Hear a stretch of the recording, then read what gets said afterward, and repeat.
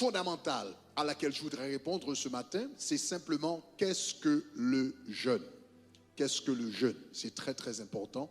Le jeûne, c'est quoi? Ok, maintenant, avant de répondre à cette question, je voudrais souligner certaines vérités par rapport au jeûne. La première chose qu'il faut savoir par rapport au jeûne, c'est que le jeûne n'est pas seulement un phénomène humain. Le jeûne n'est pas simplement un phénomène humain. Le jeûne, c'est un phénomène universel qui se trouve partout dans la création. En d'autres termes, il n'y a pas que les êtres humains qui jeûnent, mais d'autres entités de la création jeûnent. Donc, premièrement, les arbres jeûnent. Donc, il y a des gens qui ne savent pas cela. Les arbres jeûnent. Quand j'étais un peu plus jeune, je vivais à New York. À New York, par exemple, à la fin du mois d'août, au commencement du mois de septembre, vous allez voir les arbres qui vont laisser tomber leurs feuilles. Et maintenant, ces arbres vont laisser tomber leurs feuilles, donc durant la période qu'on appelle automne, et ces arbres vont se préparer à l'hiver.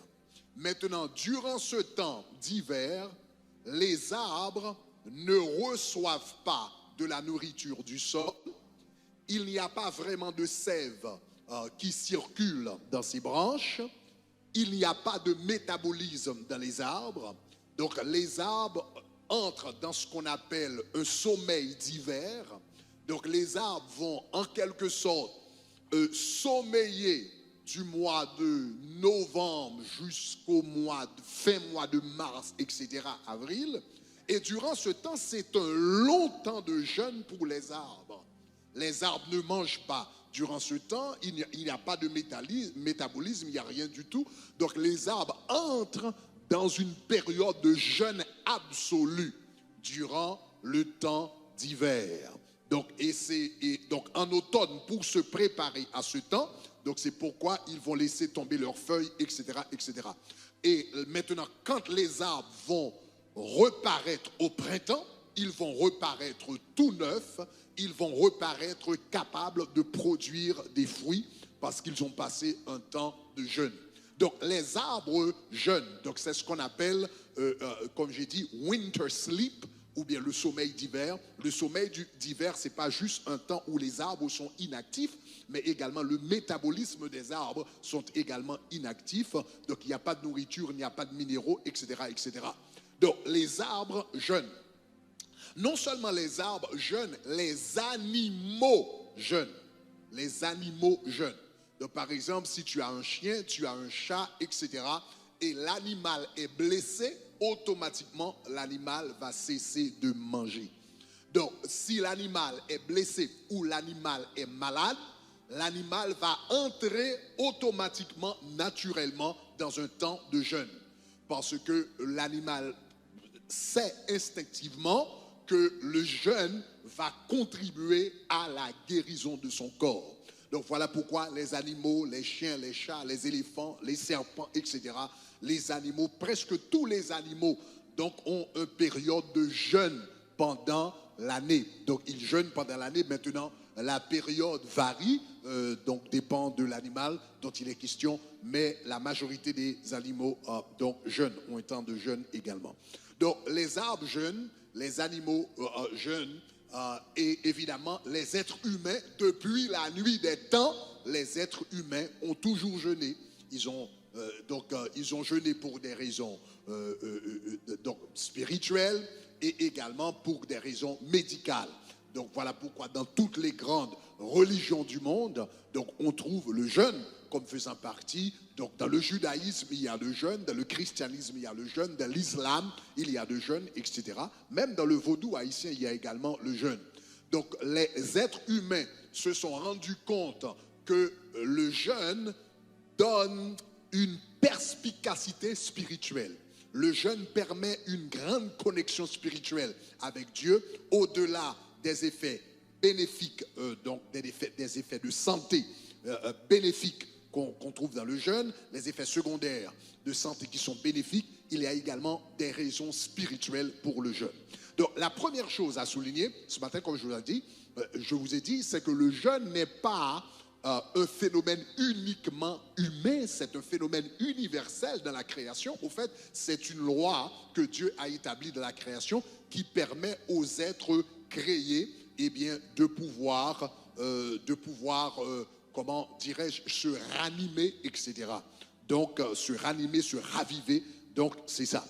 Donc, premièrement, le jeûne, c'est un phénomène universel. La deuxième chose que nous devrions souligner par rapport au jeûne, maintenant, ceci étant dit, je dois maintenant parler de la définition du jeûne. Maintenant, c'est quoi le jeûne exactement?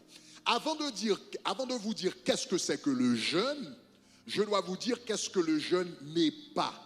Avant de vous dire qu'est-ce que c'est, je dois vous dire qu'est-ce que le jeûne n'est pas. Numéro 1, parce que vous voyez, il y a des gens, surtout dans la culture américaine par exemple, il y a des gens qui disent je suis en train de faire un Facebook jeûne. Donc je jeûne Facebook. I'm doing a Facebook fast. I'm doing a TV fast. Je fais un jeûne de télévision, je fais un jeûne de Facebook, je fais un jeûne, etc., etc. Ces gens-là ne savent pas exactement qu'est-ce que ça veut dire jeûne. Donc, il y a 4 concepts qui sont assez proches du jeûne, mais il faut les différencier du jeûne en tant que tel. Numéro 1, il y a une différence entre le jeûne et l'abstinence. Il y a une différence entre l'abstinence et le jeûne. Donc, par exemple, comme je vous dis, par exemple, dans la culture américaine, on parle de, TV fast, téléphone fast, Facebook fast, etc. Donc, jeûne de télévision, jeûne de Facebook, jeûne, etc. Ces choses-là ne sont pas vraiment des jeûnes. C'est ce qu'on appelle de l'abstinence. Donc, si vous vous abstenez de l'usage, par exemple, du téléphone, ou bien de Facebook, ou bien de la télévision, etc. Donc, à proprement parler, ce n'est pas du jeûne, c'est de l'abstinence. Dans la Bible, le mot jeûne signifie couvrir la bouche. Donc, le mot jeûne signifie couvrir la bouche. Donc, couvrir la bouche, cela veut dire que tu t'abstiens partiellement ou complètement de la nourriture ou bien de l'eau ou bien d'autres liquides pour des raisons spirituelles. Donc je vais en parler, mais pour parler de jeûne, il faut qu'il y ait une abstention au niveau de la bouche. Il faut couvrir la bouche. Donc quand on parle de jeûne, il y a une différence entre le jeûne et l'abstinence. Donc si tu regardes pas si tu fais pas de la télé, tu ne parles pas au téléphone, donc tu ne vas pas surfer sur Internet, etc. Ça, c'est pas exactement du jeûne, c'est de l'abstinence. Donc il faut faire la différence entre le jeûne et l'abstinence. La deuxième chose qu'il faut différencier du jeûne, il y a une différence entre le jeûne et la famine. La famine. La famine, c'est simplement quelqu'un qui ne mange pas et qui ne trouve pas de la nourriture pour une raison ou une autre. Donc il y a ça. S'affamer, c'est s'abstenir de la nourriture, point barre, sans aucune raison particulière. Ça, c'est simplement s'affamer, it's to starve, ok? Donc s'affamer, c'est vraiment s'abstenir de la nourriture, mais sans qu'il y ait une raison particulière, un objectif bien précis. Ça, c'est s'affamer. Donc il y a l'abstinence, n'est-ce pas? C'est ne pas faire certaines activités. Il y a la famine, qui est s'abstenir de la nourriture sans vraiment aucune raison particulière. Troisièmement, il faut différencier le jeûne du régime alimentaire. Donc quelqu'un qui est en train, par exemple, quelqu'un qui s'abstient de la nourriture pour des raisons de santé, ou bien quelqu'un qui s'abstient de la nourriture pour perdre du poids, bon, ça c'est bien, mais ce n'est pas le jeûne. Donc si tu t'abstiens de la nourriture pour perdre du poids, pour améliorer ta santé, etc., donc à proprement parler, ce n'est pas un jeûne, c'est un régime alimentaire. Donc c'est bien, mais il faut le différencier du jeûne. Et la troisième chose qu'il faut différencier du jeûne. Le jeûne, premièrement, j'ai dit, ce n'est pas de l'abstinence. Deuxièmement, le jeûne, ce n'est pas la famine. Troisièmement, le jeûne, ce n'est pas un régime alimentaire comme tel. Et quatrièmement, le jeûne, ce n'est pas la grève de faim. Donc, il y a une différence entre jeûne et grève de faim. Donc, celui qui fait une grève de faim s'abstient de la nourriture, mais pour des raisons sociales ou politiques. Donc, par exemple, quand il y a certains citoyens, par exemple, quand ils veulent attaquer ou bien quand ils veulent résister à certains gouvernements, certaines puissances politiques, etc., vont faire des grèves de faim. Par exemple, Gandhi avait fait une longue grève de faim, donc qui a contribué à l'effondrement de la puissance de l'Angleterre en Inde. Nelson Mandela, par exemple, avait fait une grève de faim pour mettre fin à la discrimination raciale en Afrique du Sud. Donc maintenant, ils se sont abstenus de la nourriture, mais c'était pour des raisons sociales ou bien politiques. Cela s'appelle une grève de faim. Donc il y a une différence. J'ai dit, le jeûne, ce n'est pas l'abstinence. Deuxièmement, le jeûne, ce n'est pas la famine. Troisièmement, le jeûne, ce n'est pas un régime. Ce n'est pas le régime alimentaire comme tel. Le jeûne, ce n'est pas une grève de faim, est différent d'une grève de faim. Donc quand on parle de jeûne, donc qu'est-ce qu'il fait? Le jeûne, c'est l'abstention. Maintenant, qu'est-ce que le jeûne? Je vous ai dit ce que le jeûne n'est pas. Maintenant, je vais vous dire qu'est-ce que c'est que le jeûne. Le jeûne, c'est s'abstenir partiellement ou complètement de la nourriture ou bien du liquide pour des raisons spirituelles. Est-ce que ça va? Pour des raisons spirituelles. Maintenant, quand on parle de jeûne, la motivation principale, fondamentale, doit être quelque chose de spirituel. Maintenant, il se peut que durant une période de jeûne, que vous perdiez du poids, que ça ait des impacts bénéfiques sur votre santé, etc. Mais tout cela est secondaire. Quand on parle de jeûne, l'objectif principal, c'est quelque chose de spirituel. Est-ce que ça va? Donc, ça, c'est très, très important parce que durant nos 40 jours de jeûne, quand nous avons nos 40 jours de jeûne, il y a des personnes qui sont avec nous qui disent qu'ils jeûnent, mais en réalité, ils en profitent pour faire vraiment un régime alimentaire. Mais ils ne prient pas, ils ne lisent pas la parole, ils ne viennent pas au culte, il n'y a pas un temps de prière, etc. Si tu dis que tu jeûnes, mais il n'y a aucune activité spirituelle, tu ne pries pas, tu ne lis pas la Bible, tu ne participes pas au culte, tu es en train de faire un régime alimentaire. Est-ce que ça va? Donc, le jeûne, c'est de s'abstenir partiellement ou complètement de la nourriture ou de l'eau, ou bien du liquide, donc pour des raisons spirituelles. Maintenant, laissez-moi vous parler de plusieurs types de jeûne. Donc, il y a 3 types de jeûne, à savoir, numéro 1, il y a ce qu'on appelle un jeûne partiel. Un jeûne partiel, c'est quand tu t'abstiens c'est s'abstenir de certaines nourritures ou de certains breuvages. Donc là, c'est un jeûne partiel. Donc tu manges, mais tu manges certaines nourritures et tu consommes certains breuvages. Cela s'appelle un jeûne partiel. Dans la Bible, dans le livre de Daniel, nous voyons que Daniel avait fait un jeûne partiel. Dans le livre de Daniel, donc dans Daniel chapitre 10, le verset 3, donc la Bible dit que Daniel était en Babylone, n'est-ce pas? Il a dit, je ne mangeais aucun mets délicat. Je ne mangeais. Donc il ne s'était pas abstenu totalement de la nourriture, mais il s'était abstenu de certaines nourritures.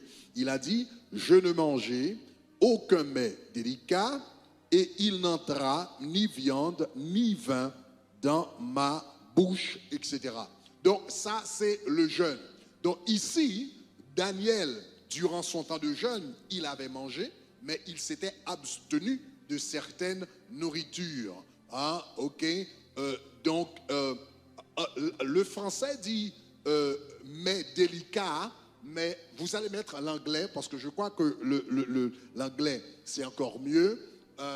Il a dit, I ate no pleasant food. No pleasant food.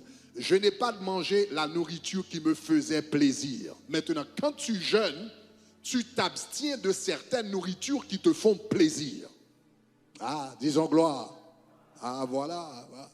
Donc, quand tu jeûnes, tu dois te demander qu'est-ce qui me fait plaisir et tu t'abstiens de certaines nourritures, mais particulièrement les choses qui te font plaisir. Donc, lui, il s'était focalisé simplement et il n'y avait pas de viande. Il s'était abstenu de la viande et il s'était abstenu de la nourriture qui lui faisait plaisir. Donc, cela s'appelle un jeûne partiel. Ok, donc un jeûne partiel, jeûner de manière partielle, c'est réellement bien, spécialement. Donc, si vous avez beaucoup de responsabilités, vous devez vous lever et vous devez travailler chaque jour, etc. Donc, c'est un jeûne partiel, c'est un jeûne intéressant à faire. Donc, vous êtes encore en jeûne, mais vous avez la capacité de travailler. Donc, un jeûne partiel, c'est quand vous mangez, mais partiellement, vous mangez certaines nourritures et pas d'autres. Le deuxième type de jeûne, c'est ce qu'on appelle un jeûne normal. Donc, un jeûne normal, c'est quand tu ne manges pas du tout, mais tu bois de l'eau. Donc, généralement, un jeûne normal, donc, c'est un jeûne que tu fais avec de l'eau. Donc, c'est par exemple le jeûne qu'avait fait Jésus dans Luc chapitre 4, le verset 2. La Bible dit, donc il est allé dans le désert où il fut tenté par le diable pendant 40 jours. La Bible dit, il ne mangea rien durant ces jours-là et après qu'ils furent écoulés, il eut fait. Vous remarquez, le texte dit, il ne mangea rien. Le texte ne dit pas, il ne mangea ni ne but rien. Le texte simplement dit, il ne mangea rien. Donc cela veut dire, durant ces 40 jours, Jésus buvait, tout au moins il buvait de l'eau. Il n'avait pas mangé, mais il buvait. Donc cela veut dire, ça c'est un jeûne normal. Un jeûne normal, c'est quand tu t'abstiens complètement de la nourriture, complètement, mais tu bois. Ok, mais tu bois. Mais tu bois de l'eau. Alors je dois clarifier, mais tu bois de l'eau. Dans un jeûne normal, tu bois de l'eau et non du jus. Dans un jeûne normal, tu bois de l'eau. Je n'aurai pas le temps de vous expliquer ça, mais physiologiquement, ton corps, quand tu fais un jeûne et tu bois du jus comme tel, ton corps n'entre pas vraiment en jeûne. Parce que quand ton corps jeûne, cela veut dire ton corps commence à produire de l'énergie à partir de la graisse qui existe dans le corps. Donc quand tu jeûnes, vraiment, quand ton corps physiologiquement, quand ton corps entre en état de jeûne, parce que l'état de jeûne c'est également un état physiologique, quand ton corps physiologiquement entre en état de jeûne, cela veut dire ton corps maintenant commence à produire de l'énergie à partir de la graisse qui existe dans le corps. Quand tu bois du jus, le corps produit de l'énergie à partir du sucre qui se trouve dans le jus. Est-ce que ça va? Donc cela veut dire, donc tu peux jeûner pendant longtemps et tu bois du jus, mais toute cette énergie-là vient du sucre qui se trouve dans le jus. Cependant, mais quand tu jeûnes, tu bois de l'eau, maintenant ton corps va prendre la graisse et va transformer cette graisse plus tard en sucre. Donc c'est le sucre que le corps va trouver pour travailler va sortir de la graisse. Donc c'est la différence. Donc quand tu bois du jus, le corps n'entre pas vraiment dans le jeûne. Donc physiologiquement, c'est quelque chose de différent. Donc un jeûne normal, quand tu bois un jeûne normal, c'est un jeûne où tu t'abstiens de la nourriture et tu bois de l'eau. Maintenant, généralement, à partir de 8 heures, entre 8 heures et 12 heures de temps, si tu n'as pas mangé pendant 8 heures ou bien 12 heures de temps, maintenant ton corps, après avoir fini de digérer de la nourriture, etc., va commencer maintenant à prendre la graisse et à digérer la graisse. Et c'est à ce moment vraiment que ton corps vraiment entre dans un état de jeûne. Donc, un jeûne normal, un jeûne partiel, tu bois, un jeûne partiel, tu manges certaines choses et tu bois certaines choses.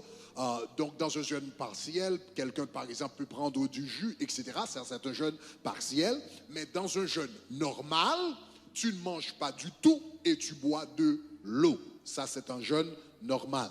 Et troisièmement, il y a ce qu'on appelle un jeûne absolu. Un jeûne absolu, c'est quand tu ne bois ni de l'eau, tu ne manges pas et tu ne bois pas du tout.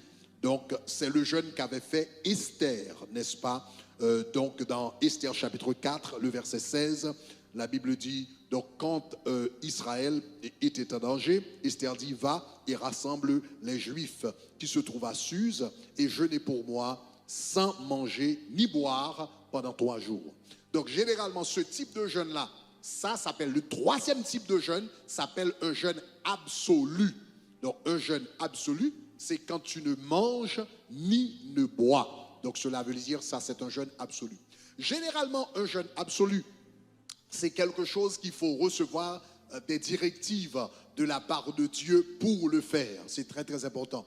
Il faut recevoir des directives de la part de Dieu pour le faire parce que un jeûne absolu peut être dangereux pour la santé si tu n'as pas reçu les instructions de la part de Dieu. Quand on avait commencé le tabernacle de gloire il y a quelques années, je me rappelle que le Seigneur m'avait demandé de faire, au commencement de chaque année, de faire un jeûne absolu. Donc on faisait un jeûne de 3 jours, un jeûne d'Esther au commencement de chaque année. Mais arrivé à, je ne sais pas, peut-être qu'on l'avait fait pendant 7 ans, etc. Et puis, à un certain moment, le Seigneur m'avait dit de stopper, de ne plus faire le jeûne absolu avec l'Église. Donc, il faut transformer maintenant en jeûne normal. Donc, après des années, c'était peut-être 7 ans, etc.